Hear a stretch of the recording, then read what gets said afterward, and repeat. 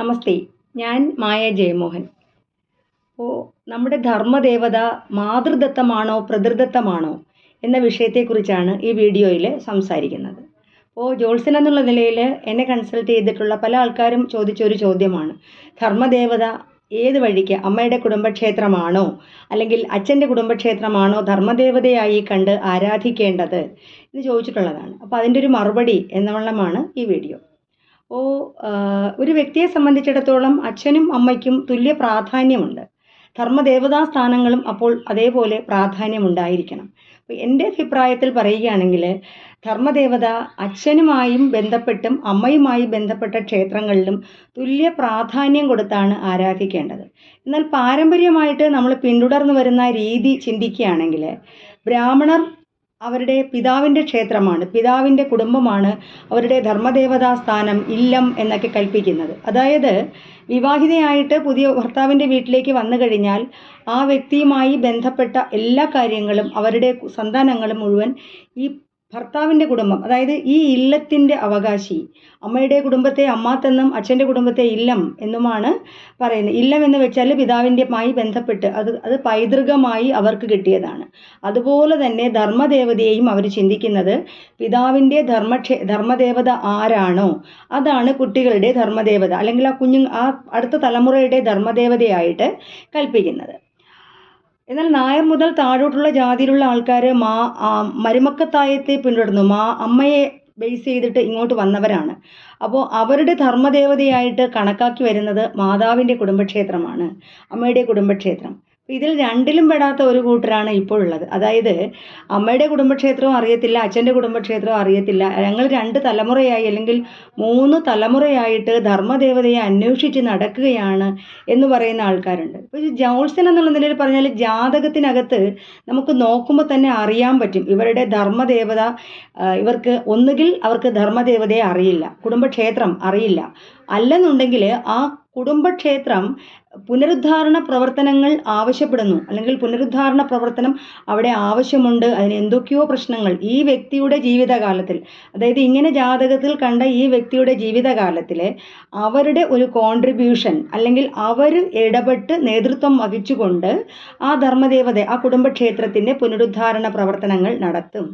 അത് നമുക്ക് ജാതകത്തിൽ അറിയാൻ പറ്റും. അപ്പോൾ അത് ഞാൻ പറഞ്ഞു തരാം. അതെങ്ങനെയെന്ന് വെച്ചാൽ നമ്മുടെ ലഗ്നം മുതൽ കൗണ്ട് ചെയ്ത് വന്ന് 5ാം ഭാവത്തിൽ കേതു ഇരിക്കുകയാണ് എന്നുണ്ടെങ്കിൽ ഒരു സംശയവും വേണ്ട, 100% ഉറപ്പായിട്ടും ഒന്നുകിൽ അവർക്ക് ധർമ്മദേവത അറിയത്തില്ല, കുടുംബക്ഷേത്രം അറിയത്തില്ല, അല്ലെന്നുണ്ടെങ്കിൽ കുടുംബക്ഷേത്രത്തിൽ പുനരുദ്ധാരണ പ്രവർത്തനങ്ങൾ ആവശ്യമായിരിക്കുന്നു. ആ പുനരുദ്ധാരണ പ്രവർത്തനത്തിന് ഇദ്ദേഹത്തിൻ്റെ ഒരു കോൺട്രിബ്യൂഷൻ, സ്ത്രീ ആയാലും പുരുഷനായാലും അവരുടെ ഒരു കോൺട്രിബ്യൂഷനോ അല്ലെങ്കിൽ അവർ നേരിട്ട് ഇറങ്ങിയ ഉത്തരവാദിത്വത്തോടു കൂടി അത് ചെയ്തു തീർക്കുകയോ ചെയ്യാനായിട്ട് ഭഗവാൻ കൽപ്പിച്ച് ഭൂമിയിലേക്ക് വിട്ടിരിക്കുകയാണ്. അപ്പോൾ നമ്മുടെ കുടുംബക്ഷേത്രം, അപ്പോൾ ഇത് ചില ആൾക്കാർക്ക് ഇങ്ങനെ അറിയില്ല. അപ്പോൾ അവരിങ്ങനെ പലരോടും ചോദിക്കുന്നു, പല കാര്യങ്ങൾ അന്വേഷിച്ചു നടക്കുന്നു, പക്ഷെ കുടുംബക്ഷേത്രം അറിയാൻ കഴിയുന്നില്ല. അങ്ങനെയുള്ള വ്യക്തികൾ ആണെന്നുണ്ടെങ്കിൽ അവർ ചെയ്യേണ്ട ഒരു കാര്യം, നമ്മൾ ഏറ്റവും കൂടുതൽ ധർമ്മദേവതയെ പോലെ തന്നെ പ്രാധാന്യമാണ് ഗ്രാമദേവതയ്ക്ക്. അതായത് നമ്മൾ ജനിച്ചപ്പോൾ മുതൽ വണങ്ങി വരുന്ന നമ്മുടെ ഗ്രാമത്തിൻ്റെ ദേവത ആരാണോ ആ ദേവതയും നമ്മുടെ ധർമ്മദേവതയുടെ സ്ഥാനത്ത് പെടുന്നതാണ്. ഇപ്പം നമുക്ക് ധർമ്മദേവതാ സ്ഥാനം അറിയത്തില്ല. അപ്പം നമ്മുടെ നമ്മൾ താമസിച്ച് ചെറിയ കുട്ടി ആയിരുന്നപ്പോൾ മുതൽ നമ്മൾ വലുതായി നമ്മളൊരു 10-12 വർഷത്തിൽ അതൊരു വ്യാഴവട്ടം 12 വർഷത്തിൽ കൂടുതൽ വണങ്ങിയ ഗ്രാമദേവതയെയും ധർമ്മദേവതയുടെ അതേ പ്രാധാന്യത്തോടു കൂടി, അതായത് വൈകാരികമായിട്ട് ഒരു ബന്ധം നമുക്ക് ആ ഗ്രാമദേവതയുമായിട്ട് ഉണ്ട് എന്ന് പറയാം.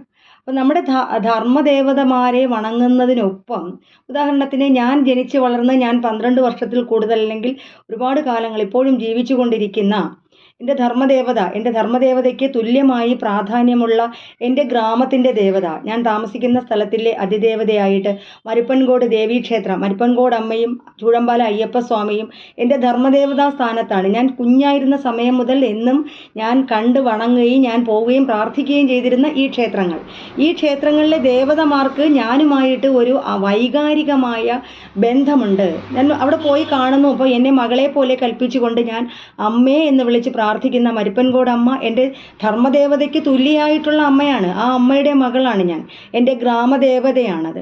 അപ്പോൾ അതുപോലെ തന്നെയാണ് നമ്മുടെ ധർമ്മദേവത അറിയാൻ പറ്റാത്ത ആൾക്കാർ, കുടുംബക്ഷേത്രം അറിയാൻ പറ്റാത്ത ആൾക്കാർ പ്രാർത്ഥിക്കേണ്ടതും ഇതേപോലെ നമ്മൾ 12 വർഷത്തിൽ കൂടുതൽ വണങ്ങിയ ഗ്രാമദേവതയെ ധർമ്മദേവതയായി കൽപ്പിച്ച് പ്രാർത്ഥിക്കാം.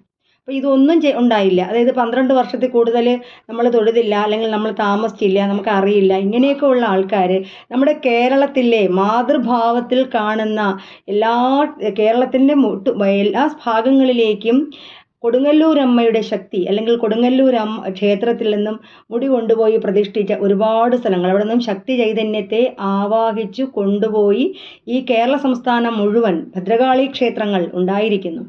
ഈ അങ്ങനെ ഉണ്ടായിരിക്കുന്നത് കൊണ്ട് ധർമ്മദേവതയെ അറിയാത്ത ആൾക്കാർ, അല്ലെങ്കിൽ 12 വർഷത്തിൽ കൂടുതൽ വണങ്ങിയ ദേവത ഇല്ല എന്നുണ്ടെങ്കിൽ കൊടുങ്ങല്ലൂർ അമ്പലത്തിൽ പോയിട്ട് അമ്മയാണ് എൻ്റെ ധർമ്മദേവത, ഇന്നു മുതൽ എൻ്റെ ധർമ്മദേവതാ സ്ഥാനത്ത് അമ്മ ഉണ്ടാകണമെന്ന് പ്രാർത്ഥിക്കണം. അല്ല എന്നുണ്ടെങ്കിൽ 12 വർഷത്തിൽ കൂടുതൽ വണങ്ങിയ ഈ ദേവി, അല്ലെങ്കിൽ ഈ ഭഗവാനെ പോയി കണ്ട് അവിടെ ചെന്ന് മനസ്സുകൊണ്ട് പ്രാർത്ഥിച്ച് അന്നത്തെ ദിവസത്തെ എല്ലാ പൂജകളോ അല്ലെങ്കിൽ ഭഗവാൻ ആവശ്യമുള്ള എല്ലാം കൊടുത്ത് നമ്മുടെ ആ ദേവതയോട് പറയുക, അമ്മയാണ് എൻ്റെ കുലദേവത, ഞാൻ അമ്മയാണ്, ഞാനും അമ്മയുമായിട്ടാണ് വൈകാരികമായിട്ട് ഒരു ബന്ധമുള്ളത്. ആ അമ്മയെ ഈ അമ്മ എൻ്റെ ധർമ്മദേവതയായി നിന്നുകൊണ്ട് എൻ്റെ കുടുംബത്തെ, എൻ്റെ വരുന്ന തലമുറകളെയും അമ്മ സംരക്ഷിച്ചു കൊള്ളണം എന്ന് പ്രാർത്ഥിക്കുമ്പോൾ അത് ധർമ്മദേവതയായി മാറും. അപ്പം ജാതകത്തിൽ നമ്മുടെ ധർമ്മദേവതാ സ്ഥാനം നമുക്ക് കണ്ടുപിടിക്കാൻ സാധിക്കും. അവിടെ എന്തെല്ലാം ദേവതമാരുണ്ട് എന്ന് അറിയാൻ സാധിക്കും. അതുപോലെ തന്നെ ആ ക്ഷേത്രം ഇരിക്കുന്ന ഭൂമിയുടെ പ്രത്യേകതകൾ ജ്യോതിഷപരമായിട്ട് ഒരു വ്യക്തിയുടെ ജാതകം നോക്കുകയാണെങ്കിൽ നമുക്കറിയാൻ സാധിക്കും. അപ്പോൾ പലരും പല അഭിപ്രായങ്ങൾ പറയുന്നുണ്ട്. അതെങ്ങനെയെന്ന് വെച്ചാൽ, ഇപ്പോൾ എന്നോട് ഒരാൾ സംസാരിച്ചപ്പോൾ പറഞ്ഞത്, വേറെ ഒരു ജോത്സ്യൻ പറഞ്ഞു അത്രേ, അവർക്ക് ധർമ്മദേവതയെ നമ്മുടെ ജാതക പ്രകാരം നമുക്ക് അറിയാൻ കഴിയുകയില്ല. പകരമായിട്ട് അവരുടെ കുടുംബക്കാരെല്ലാവരും കൂടി ചേർന്നിരുന്ന് ഒരു അഷ്ടമംഗല്യ പ്രശ്നം വെച്ച് മാത്രമേ ധർമ്മദേവതയെ കണ്ടെത്താൻ കഴിയുകയുള്ളൂ. അല്ലാതെ ഒരു വ്യക്തിയുടെ ജാതകത്തിലൂടെ ധർമ്മദേവതയെ കണ്ടെത്താൻ കഴിയുകയില്ല എന്ന് പറഞ്ഞതായിട്ട് എന്നോട് പറഞ്ഞു. അപ്പോൾ എൻ്റെ അഭിപ്രായത്തിൽ ജാതകപരമായിട്ട് ഒരു അഷ്ടമംഗല്യ പ്രശ്നം വയ്ക്കുകയാണെങ്കിൽ ജോത്സ്യന് ധാരാളം കാശ് കിട്ടും. അഷ്ടമംഗല പ്രശ്നത്തിന് പൈസ കൂടുതലല്ല, എല്ലാവരും കൂടി ചേർന്നിട്ട് ഒരുപാട് രൂപ കിട്ടും. അല്ലാതെ വന്ന് കൺസൾട്ട് ചെയ്യണമെങ്കിൽ ആ കൺസൾട്ട് ചെയ്ത ഫീസ് മാത്രമല്ലേ ഉള്ളൂ. അപ്പോൾ ആ ഒരു പ്രോഫിറ്റ് ഓറിയൻറ്റഡ് ആയിട്ട് അദ്ദേഹം അത് പറഞ്ഞതാണോ എന്ന് എനിക്കറിയില്ല.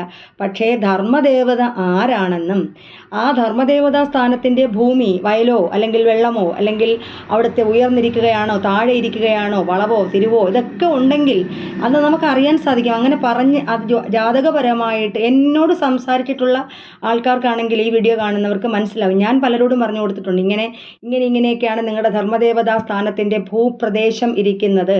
ഇത് നമുക്ക് അറിയാനായിട്ട് സാധിക്കും. അപ്പോൾ അത് ഇപ്പോൾ എൻ്റെ ജാതകം നോക്കി എൻ്റെ ജാതകത്തിൻ്റെ ധർമ്മദേവതാ സ്ഥാനത്തെ കണ്ടെത്തിയിട്ട് അവിടെ ഇരിക്കുന്ന അതേ ദേവതകൾ തന്നെ അതേപോലത്തെ, അല്ലെങ്കിൽ ആ ദേവത തന്നെ ആയിരിക്കും എൻ്റെ സഹോദരിയുടെ ജാതകത്തിലും ഉണ്ടാവുക. എൻ്റെ അമ്മയുടെ ജാതകം പരിശോധിച്ചാലും അങ്ങനെ തന്നെയായിരിക്കും ഉണ്ടാവുക. എൻ്റെ പേരമ്മയുടെയോ അല്ലെങ്കിൽ വല്യമ്മയുടെയോ മക്കളുടെ ജാതകം നോക്കിയാലും ഇതേപോലുള്ള ഭാവങ്ങൾ തന്നെ കാണാൻ സാധിക്കും. അപ്പോൾ ധർമ്മദേവത എന്ന് വെച്ചാൽ നമ്മുടെ അച്ഛൻ്റെയും അമ്മയുടെയും കുടുംബക്ഷേത്രത്തിലെ ദേവത ഒരുപോലെ വണങ്ങണം, പ്രയോറിറ്റി കൊടുക്കണം. അതുപോലെ തന്നെ നമ്മുടെ ധർമ്മദേവത അറിയാവുന്ന ആൾക്കാരാണെങ്കിലും നമ്മുടെ ഗ്രാമദേവതയുമായിട്ട് നമുക്ക് വൈകാരികമായിട്ട് വളരെ അടുത്തൊരു ബന്ധമുണ്ട്. ആ വൈകാരികമായ ബന്ധത്തെ കണക്കിലെടുത്തുകൊണ്ട് ആ ഗ്രാമദേവതയെയും വണങ്ങേണ്ടതാണ്. ഇപ്പോൾ ഉദാഹരണത്തിന് വേറൊരു കാര്യം പറയാം. അപ്പോൾ ഇപ്പോൾ എൻ്റെ അച്ഛൻ അല്ലെങ്കിൽ എൻ്റെ അമ്മ ഞങ്ങളുടെ വീട്ടിൽ ഏതെങ്കിലും ഒരു ദേവതയെ, ധർമ്മദേവതകളെ ഒന്നും കൂടാതെ ഒരു ദേവതയെ ആരാധിച്ചിരുന്നു എന്ന് ചിന്തിക്കും. അപ്പോൾ എൻ്റെ ധർമ്മദേവതാ സ്ഥാനത്ത് അമ്മ മഹാമായ കാളിയാണ്, ഭദ്രകാളിയാണ് എൻ്റെ ധർമ്മദേവതാ കുടുംബക്ഷേത്രത്തിൽ ഉള്ളത്. അപ്പോൾ എൻ്റെ അച്ഛനോ അല്ലെങ്കിൽ അമ്മയോ പരാശക്തിയെ പ്രാർത്ഥിക്കുമ്പോൾ അത് നമ്മുടെ ധർമ്മദേവതാ സ്ഥാനത്ത് വരത്തില്ല, പക്ഷെ ഉപാസനാമൂർത്തിയായിട്ട് കാണേണ്ടതുണ്ട്. അതായത് വർഷങ്ങളായിട്ട്, എത്രയോ വർഷങ്ങൾ അവർ ജീവിച്ച് മരിച്ച കാലഘട്ടം മുഴുവൻ അവർ അല്ലെങ്കിൽ ഉപാസനാ സ്ഥാനത്ത് അവരുടെ പ്രത്യേക പ്രാർത്ഥനയിൽ വെളിയിൽ നിന്ന് കൊണ്ടുവന്ന ഒരു ദേവത. അത് ഞാൻ ഉദാഹരണം പറഞ്ഞതാണ്. പരാശക്തിയെ പ്രാർത്ഥിച്ചു. ആ പരാശക്തിയെ പ്രാർത്ഥിച്ചാൽ നമ്മൾ വരുന്ന തലമുറക്കാർ നമ്മുടെ ധർമ്മദേവതാ സ്ഥാനത്ത് കണ്ട ദേവത പരാശക്തിയല്ല, അത് നമ്മുടെ വീട്ടിലെ ഉപാസനാമൂർത്തിയാണ്, അല്ലെങ്കിൽ എൻ്റെ പിതാവിൻ്റെ ഉപാസനാമൂർത്തിയാണ് എന്ന് ഞാൻ പറയണം. എൻ്റെ ധർമ്മദേവത കാളി തന്നെയാണ് എൻ്റെ ധർമ്മദേവത. അപ്പോൾ അതുകൊണ്ട് ധർമ്മദേവതാ സ്ഥാനത്ത് നമ്മൾ കാണുന്ന ദേവത, ഇപ്പോൾ എൻ്റെ ജാതകത്തിൽ കാണുന്ന ധർമ്മദേവതാ സ്ഥാനം തന്നെയാണ് സഹോദരിയുടേതും എന്ന് ഞാൻ പറഞ്ഞു. അപ്പോൾ അതുകൊണ്ട് അങ്ങനെ കാണുന്ന ദേവത നമ്മുടെ കുടുംബക്ഷേത്രം നമുക്ക് അറിയാമെങ്കിൽ അത് തന്നെയായിരിക്കും എല്ലാവരുടെ ജാതകത്തിനകത്തും ധർമ്മദേവതാ സ്ഥാനത്ത് കാണുന്നത്. പ്ലാനറ്റ് മാറിയെന്നോ അല്ലെങ്കിൽ ഗ്രഹനിലയിലെ ലഗ്നം മാറിപ്പോയെന്നോ ഗ്രഹനിലയിലെ അംശകം മാറി അല്ലെങ്കിൽ ഗ്രഹങ്ങളുടെ സ്ഥാനം മാറി വന്നു എന്നൊന്നും പറഞ്ഞിട്ട് ഇതൊരിക്കലും മാറിപ്പോകത്തില്ല.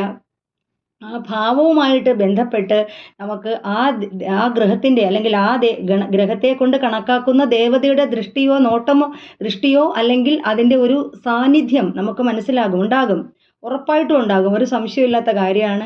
അപ്പം ഞാനിത് എടുത്തു പറഞ്ഞു. എന്നാൽ നമ്മുടെ ഒരു ജോത്സ്യൻ ഇങ്ങനെ പറഞ്ഞതായിട്ട് ഒരാൾ എന്നോട് പറഞ്ഞു, ഒരാളുടെ ജാതകത്തിൽ നോക്കുമ്പോൾ ഇങ്ങനെ മാറി മാറി പോകുന്നു. ഒരിക്കലും ഇല്ല.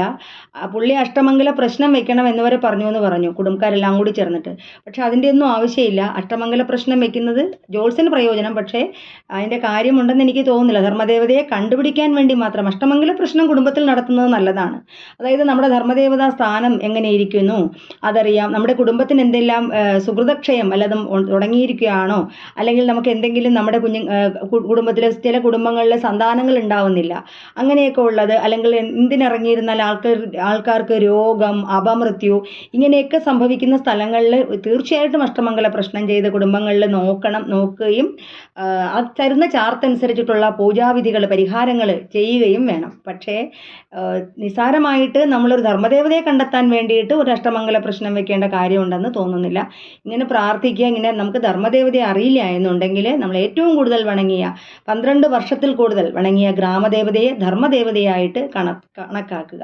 അങ്ങനെയും ഒരു ദേവത ഇല്ല എന്നുണ്ടെങ്കിൽ ഞാൻ നേരത്തെ പറഞ്ഞതുപോലെ അതിപരാശക്തിയായ കൊടുങ്ങല്ലൂർ അമ്മ, ഈ കേരളം മുഴുവൻ അമ്മയുടെ ചൈതന്യമുണ്ട്. അതുകൊണ്ട് നമ്മുടെ കേരളത്തിൻ്റെ ധർമ്മദേവതാ സ്ഥാനത്ത് വേണമെങ്കിൽ നല്ല കൊടുങ്ങല്ലൂർ അമ്മ തന്നെയാണ് നമ്മുടെ കേരളത്തിൻ്റെ ധർമ്മദേവതാ സ്ഥാനത്തിരിക്കുന്ന അമ്മ ദേവി. അപ്പോൾ അതുകൊണ്ട് അങ്ങനെ പ്രാർത്ഥിക്കുക. പിതാവിൻ്റെയും മാതാവിൻ്റെയും കുടുംബത്തിലെ ധർമ്മദേവതകൾ ഒരുമിച്ച് തന്നെയാണ് നമുക്ക് പ്രാർത്ഥിക്കേണ്ടത്. പ്രത്യേകിച്ച് എൻ്റെ അഭിപ്രായത്തിൽ പ്രത്യേകിച്ച് പ്രാധാന്യം കൊടുക്കേണ്ടതില്ല. എങ്കിലും മാതൃകുടുംബത്തിലെ, അതായത് നായന്മാർ മുതൽ ഇങ്ങോട്ടുള്ള ആൾക്കാർക്ക് മാതൃകുടുംബത്തിലെ ദേവതയാണ് പ്രധാനമായിട്ടും ധർമ്മദേവതാ സ്ഥാനത്ത് ജ്യോതിഷപരമായിട്ട് ചിന്തിക്കാൻ. ജാതകത്തിൽ നോക്കുകയാണെങ്കിൽ 9ാം ഭാവത്തിലെ ദേവതയെ നോക്കിയാൽ നമുക്ക് പിതാവിൻ്റെ ധർമ്മദേവത ആരെന്ന് അറിയാൻ സാധിക്കും. അപ്പോൾ അതുപോലെ 4-5 ഭാവങ്ങൾ നോക്കുകയാണെങ്കിൽ അമ്മയുടെ കുടുംബക്ഷേത്രം എവിടെയാണ്, അവിടെ ആരെല്ലാം ഉണ്ട്, ഇന്നതിന് ക്ഷതം സംഭവിച്ചിരിക്കുന്നു എന്നൊക്കെ അതിൻ്റെ ഭൂപ്രകൃതി എല്ലാ കാര്യങ്ങളും അറിയാനായിട്ടും സാധിക്കും. അപ്പോൾ ജ്യോതിഷ സംബന്ധമായിട്ടുള്ള എല്ലാ സംശയങ്ങൾക്കും എൻ്റെ വാട്സപ്പ് നമ്പറുമായിട്ട് ബന്ധപ്പെടേണ്ടതാണ്. എല്ലാ ആൾക്കാരും അവരുടെ ഗ്രാമദേവതയെ ദൂരെയുള്ള ഒരു ക്ഷേത്രത്തിൽ പോയി പ്രാർത്ഥിക്കുന്നത് പോലെ തന്നെ പ്രാധാന്യം നമ്മുടെ അടുത്തുള്ള അമ്മയെ അല്ലെങ്കിൽ ഭഗവാനെ അല്ലെങ്കിൽ ഭഗവതിയെ വണങ്ങിയിട്ട് ദൂരക്ഷേത്രങ്ങളിലേക്ക് പോവുക. അതുപോലെ തന്നെ ധർമ്മദേവതയെ ഒരു വർഷത്തിൽ ഒരിക്കലെങ്കിലും ധർമ്മദേവതാ സ്ഥാനത്ത് പോയിട്ട് നമ്മുടെ യഥാശക്തി വഴിപാടുകൾ കൊടുക്കണം. യഥാശക്തി എന്ന് വെച്ചാൽ ഒരു വിളക്കിനെയോ നമ്മുടെ കയ്യിൽ അപ്പോൾ നിവൃത്തിയുള്ളൂ എന്നുണ്ടെങ്കിൽ അത്, അല്ലെങ്കിൽ അവിടെ ഒരു തിരിയെ വാങ്ങിച്ചു വെക്കാൻ പറ്റുള്ളൂ എന്നുണ്ടെങ്കിൽ അത്, അങ്ങനെ എന്താണ് യഥാശക്തി നമുക്ക് ചെയ്യാൻ സാധിക്കുന്നത്. വലിയൊരു പൂജ നടത്താനാണ് നമ്മുടെ കയ്യിൽ ഇപ്പോൾ സാമ്പത്തികമായിട്ട് ഭയങ്കരമായിട്ട് ഉയർന്നിരിക്കുകയാണ്, വലിയൊരു പൂജ അമ്മയ്ക്ക് കൊടുക്കാൻ ആഗ്രഹിക്കുകയാണെങ്കിൽ അത് മുടക്കണ്ട, അത് കൊടുത്തുള്ളൂ. യഥാശക്തി വഴിപാടുകൾ ചെയ്ത് ധർമ്മദേവതയെ പ്രാർത്ഥിക്കണം. അതായത് നമ്മുടെ അമ്മയ്ക്ക് അന്നം കൊടുത്തിട്ട് വേണം നാട്ടിലെ 100 അമ്മമാർക്ക് കൊടുക്കാനായിട്ട്. എങ്കിൽ നമ്മുടെ അമ്മ പട്ടിണി കിടന്നിട്ട് നാട്ടിൽ 100 അമ്മമാർ ഇത് ഇയാൾ കൊണ്ട് തന്നു എൻ്റെ മകനെ പോലെയാണ് എന്ന് പറയുന്നിട്ട് അതിന് സന്തോഷിച്ചിട്ട് കാര്യമില്ല. എൻ്റെ മകൻ എനിക്ക് തരണം, അതിനുശേഷം എൻ്റെ മകൻ അടുത്തുള്ള അമ്മയ്ക്ക് കൊടുക്കുക. അതാണ് ധർമ്മദേവതയെ ഉപാസിക്കുന്നത് അവിടെ തിരിഞ്ഞു നോക്കാതെ മറ്റുള്ള സ്ഥലങ്ങളിൽ പോകുന്നതും തമ്മിലുള്ള വ്യത്യാസം എന്ന് പറയുന്നത്. അപ്പോൾ വീണ്ടും കാണാം. നന്ദി.